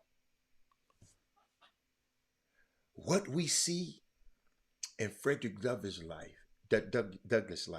is that he whoops Covey's ass, beats him down, whooped him like he stole something from Nordstrom's. He was not exercising violence. He was exercising self-defense. And he self-defended so well that he whoops Covey's slave-breaking ass. Whooped him so hard that the rest of the year, he didn't have any more problems out of Covey again. There's a message here. It's a message. It was a moment there when the pontoon owners, the guys that parked it, guys in Alabama, they parked that boat, did not want to move the boat, and they needed to move the boat because another ship was coming in. Do y'all know what the name of the ship was that was coming in? Somebody's told me the name of that ship was the Harriet. As I think it's the Harriet too, as in Harriet Tubman. Araminta Ross Tubman. Yeah, that's a real name. The Harriet was trying to come into dock, and the white owners of the pontoon would not move. And the brother had to move the pontoon because the Harriet was coming in. What you gonna do? You just gonna keep your little pontoon there while the Harriet is coming in? So what happened? Those hands were thrown because of these folks refused to move. I got something better than that. And I don't know which one I want to show y'all first. But I'm going to go here first. Because I had this the other day for y'all. Right? Let me go there first. I had this the other day and I didn't play it because I didn't have time. But watch this. This was a call in to a show after the fight. Watch this. The reason I didn't play that the other day because I didn't want to get messed up. I didn't want to take, because I didn't want that. But I wanted y'all to hear that because somebody came and confirmed that today. Hold on, y'all. This lady came. Watch this. Hospital where, that racist family in Montgomery where they got their ass whooped. They went to the hospital where, that racist family in Montgomery where they got their ass whooped. They went to this hospital, right? And this nurse, who happens to be black, and apparently there was a lot of black medical staff, this family, seeing it, they, I guess, were scared for their life still, and basically said, oh, there's nothing but N-words at this hospital. And they called the police. They called the police on the medical staff at the hospital trying to treat them. Police show up and they say, look, either you get treated or you can just leave or whatever. And they left. So any of you fuckers out there who feel bad for this poor family, they'd rather leave the hospital than get treated by black people. They're racist. So. Hospital. Did y'all hear that? It's a guy So a white guy told me this a long time ago, and I shared it on the show. He told me Barack Obama can come up with a cure for cancer, and white people won't take it, and they die of cancer.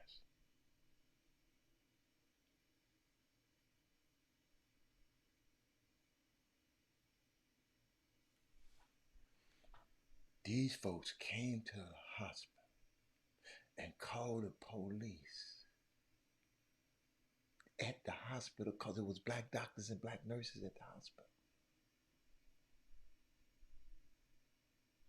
I don't condone nobody getting beat up like that, man, but God, that Trump rally the day before got those folks cranked up. See, I keep telling y'all, when people tell me, man, I don't like Trump, man, I ain't mad at Trump. I'm mad at the people that follow him. Them the people that can affect us. Them the people that might be your neighbors. Them crazy ass folk like that. You going to their food, buying their gas, buying their stuff in their food mart, making them able to buy a pontoon and be on the boat. Y'all, all this started because this dude said, you can't tell me what to do. N-word. Instead of getting treatment,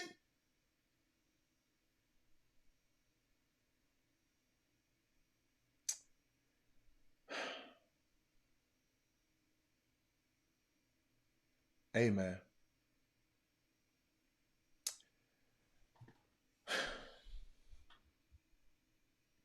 y'all got to help me with this. And I saw so, whoa. I got to do something to cheer y'all up. Check this out, what I found. Because that didn't piss me off. Check this out.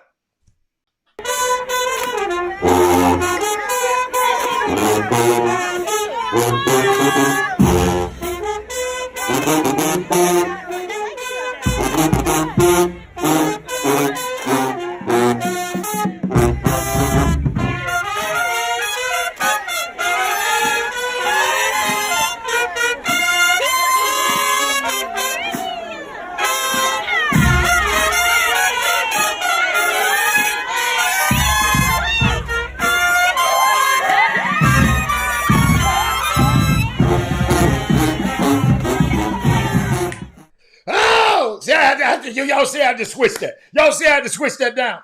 Y'all see I had to switch that round. Because I know y'all, I know y'all feeling right now.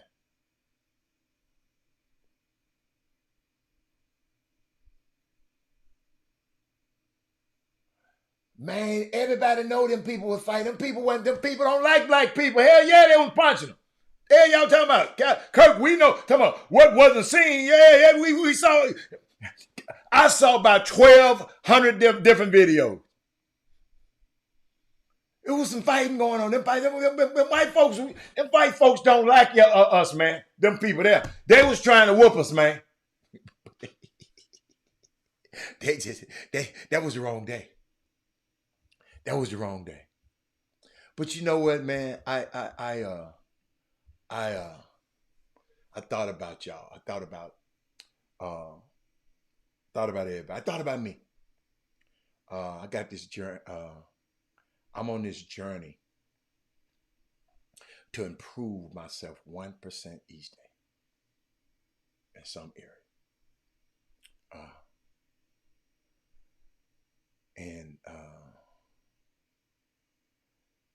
Doing this journey, I want to share with y'all what I learned. Okay? I want to share with y'all. And this probably would take us on into the show. Giving you something for this week. Giving you something for the rest of your life. But I got a list of 5 things that I learned that you have to give up in order to become successful.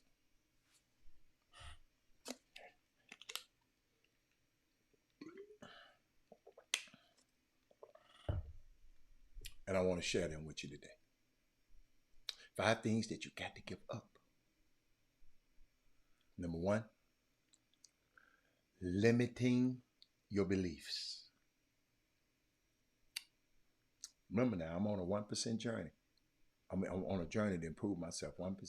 But I had to learn about limiting I got to give up limiting my beliefs. Got to give it up. Things that I never would have believed years ago. I never would have believed that I would be doing what I love to do for a living. I never would have believed that I would become friends with a lot of my heroes.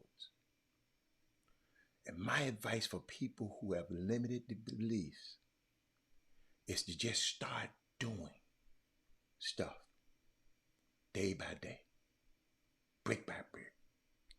Start building something. You can accomplish anything that you have, but you have to get out of your own way. Talking to me, I had to get out of my own way.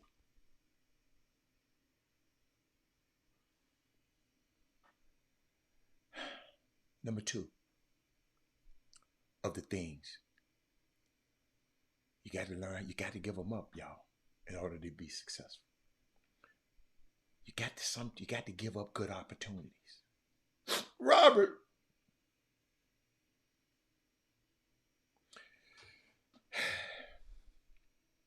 you know how you are when you're on your pathway to success and you got opportunities flying at you from everywhere. Oh my God, I can do that. I can do this. I can do this other thing. I can do that other thing. There was also so many amazing opportunities. If you say yes to all of them, y'all got to hear me. I'm spilling my life out to you right now. You actually are not going to be moving forward in your own personal goals. There are some things you have to turn down. Some good opportunities, some podcast invitations. People have given me invitations to come to talking, speaking events. Got to turn some of them down. Countless meetings. If I wish y'all can see how many meetings. I got to turn them down. I can't meet with everyone. There are so many opportunities that I simply can't take advantage of. But the old me would have tried to say yes to all of these things. Instead of recognizing, Tina, that good opportunities at the wrong time is not the right opportunity for me.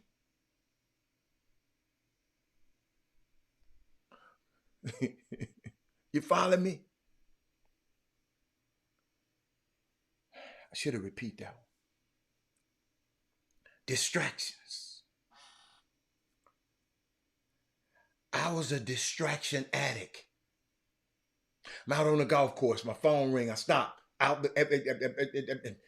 watching. I get over here and watching this, and get over here and watching this. Get distract. I can be doing something here. Then something happen. I was a distraction addict.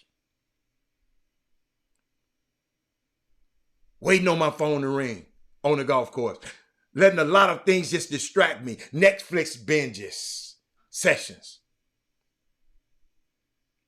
They were my escape from a life that I wasn't happy with. Now all of my attention is focused on building a life I don't need to get away from. I love this life I'm living now. Y'all, when I was representing all them athletes, I didn't like that life.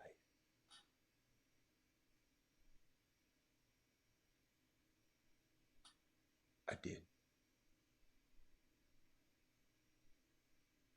I used those distractions to escape the life that I wasn't happy with. Now, all my focus is on building a life that I don't need to get away from. I ain't got to go take a vacation from. I hope this helping somebody. Number 4. These are things that I had to learn, that I had to give up in order to be successful. Looking for shortcuts. There is no magic pill, Tina Jameson. There is no overnight success. And the sooner we accept this, the sooner we can start putting in a daily effort needed to succeed. I'll throw this one in for free. Play long-term games with long-term people. All returns in life, whether in wealth, relationships, or knowledge, comes from compound interest. You can tweet that. My last thing is excuses. You have to get rid of your excuses. An important thing I learned is just because I learned this. Just because it's not your fault doesn't mean it's not your responsibility. I got to repeat that one.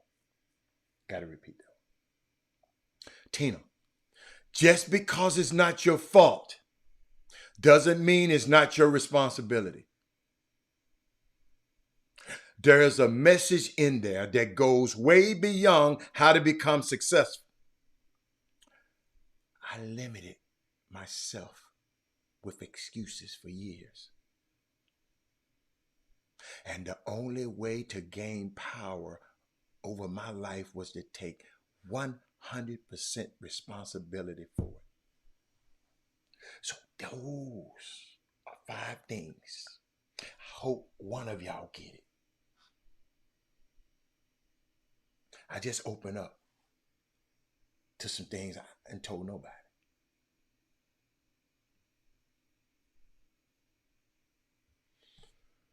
I was thinking about this the other day.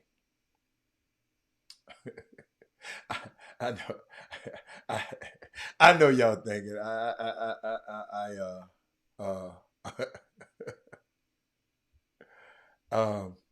I was talking about Dirk, because they're going into the Hall of Fame this weekend, and talking about Dirk Nowitzki. I think he's a unique. Oh, Mac is on here. Thank you, man. Thank you, Mac. Mac, I'm free, Mac. I'm a free black man right now, black. But for me with Dirk Nowitzki, I just love his story. What people forget about Dirk is the struggles he had when he first got in the league. People forget that part. People forget they was booing him, y'all. So a lot of booing take place. It was booing him because they wanted some other player. I think Paul Pierce was. They could have had Paul Pierce and picked Dirk. They were booing him, man. Y'all got to remember, he's a young kid from Germany. He wasn't from America. He had a whole nother country, and this country is booing him. He didn't even understand why people wanted his autograph. It wasn't a big thing to him. All he did is play basketball over in Germany. This guy done called me 10 times. Watch this, y'all. Let me hold up, y'all. See, these people who don't know that I'm on my show.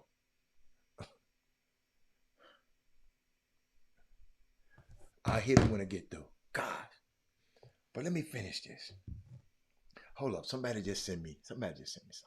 Let me finish Dirk, and then I'm going to tell you. Somebody just sent me something. I love this kind of stuff, though. What people, because maybe y'all didn't know this about Dirk. They called him soft. He was this, he was that.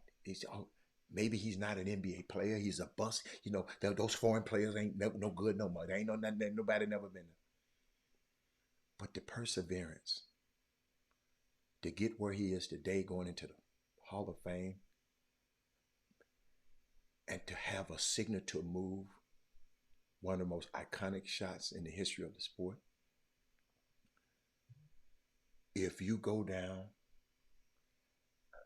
and look at different players that you attach to certain shots, just go down. Ain't many. Kareem the skyhook. Steph shooting the thing way out there.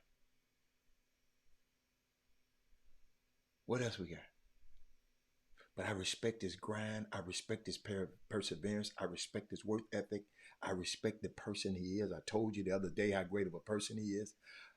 All that has gone through, all that he's gone through to get to this point. Go read up on his story. A lot of the stuff that he went through would break other players.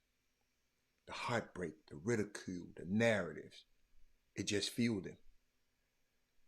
They should make a documentary. They should make a movie about this guy. Coming up in Germany, one of the first international players to really pop and become a star.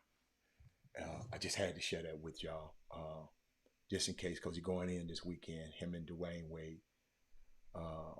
But it's some big game. Oh, wait a minute. It's some big games tonight. I was talking about the finals. It's some big games tonight on both the women's side and the men's side at the Pro-Am. No excuses, Pro-Am if find it. Hold up. Chastity Patterson, maybe some of y'all know her, for the Lady Houston flight, is playing against Octavia Spencer and the Unique All-Stars. Do y'all know those two young ladies? Y'all gonna make, hold on. They didn't give me no time, man. What time? What time? Boy, folk, quit sending me. The Texans play tonight. Yeah, I'm gonna take that. I'm gonna take that. Then the Young is playing tonight. Daniel House, Jonathan Jordan, D'Angelo Harrison. They in the building tonight. He ain't send me no time. He talking about, man, he ain't send me no time. Golly, Pro-Am tonight. Send me the time. Anybody don't know what time tonight? Please give me time. Men at 8:15. What about the women? Guess the women at 6:30, 7 o'clock. So it's safe to say the women at 7. Okay. All right, gosh. Thank you, Casey, for sending me that information, man. I didn't have that information. Astros play tonight. Everybody play tonight. Bring your device to the game. Tina, I see y'all had a great week. See y'all Monday. I don't think I'm going out of town this weekend. I don't think I'm going out. They trying to get me to come to Atlanta, but I ain't doing nothing. But thank y'all so much, man, for this week.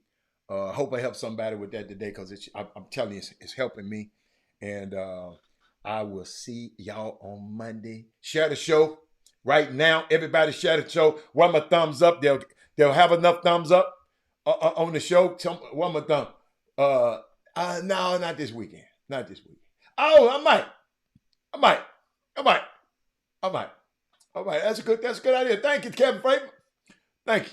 Might go out and go mess around on the water this weekend.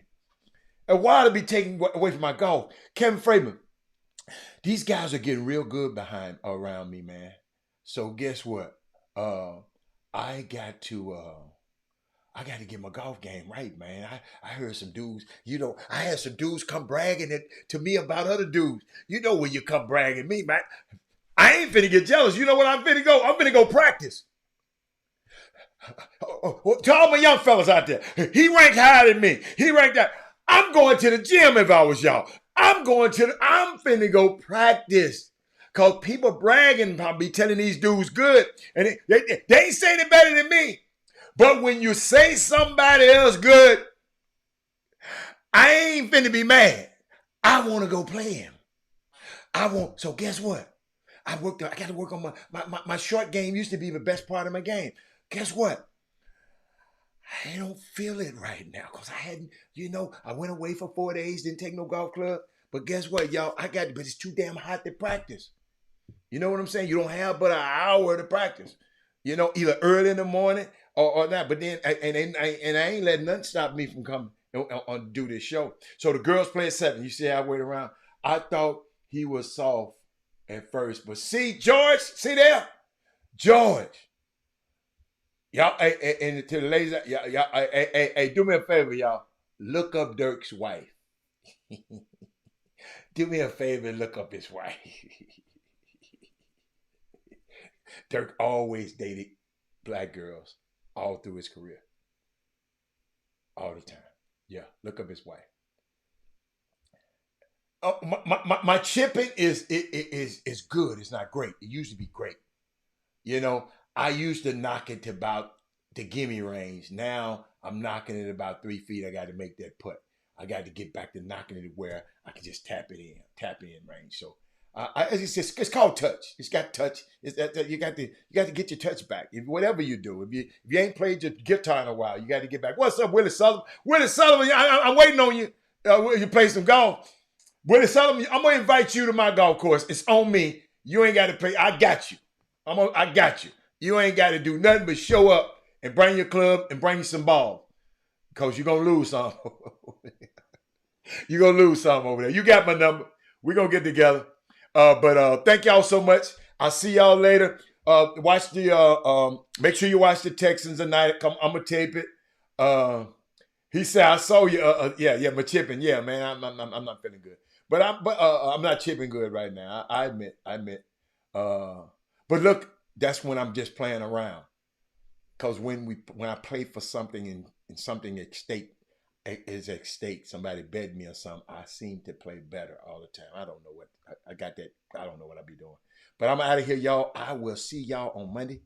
We'll see you later. All right, I'm out. Jim Hicks, Rob Hatter.